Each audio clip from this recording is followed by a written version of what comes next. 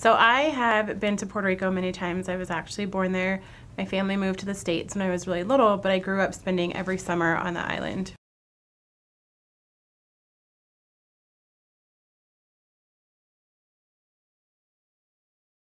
As my plane kind of came in and landed into Puerto Rico, all I could think was it looked like a nuclear bomb had gone off. Trees that were once full and green and lush, kind of the staple of what Puerto Rico is known for, were completely destroyed and bare, debris everywhere, roads blocked off, bridges gone. Arriving there, everyone had heard, right, there is no power, Puerto Rico has no water, but you can't really grasp what that means. Half of the street signs are blown down because of debris.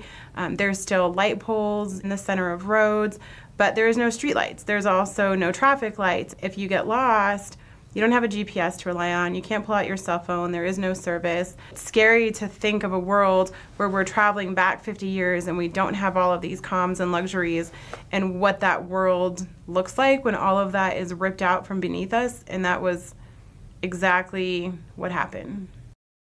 The Guard was literally doing everything that you could think of, from helping to clear roads and repair homes to delivering emergency relief supplies, food and water, and delivering mail. We became like a beacon of hope. People saw you and they saw you coming in uniform, and it was like a hope that things were going to get better, that we were still there, that we were making a presence, and just our presence was a promise to not leave them alone.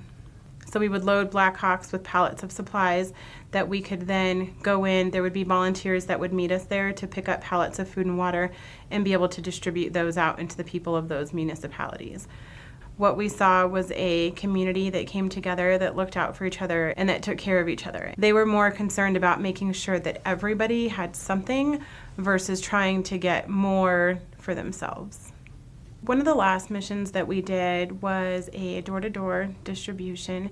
So essentially we had this young man who couldn't have been more than about 12 to 13 years old and an active member of the Civil Air Patrol who was out working all day, uniform on, in the heat, sweating his butt off with the rest of us, when he himself was a victim of the hurricane. At the end of that mission, one of the airmen that I was actually working with gave him one of his morale patches and thanked him for his work and the impact that he was having, not only in his community, but as a future leader of this nation and as a future leader of the Air Force, and just confirmed to him that that is exactly what our Air Force needs as we continue to move forward.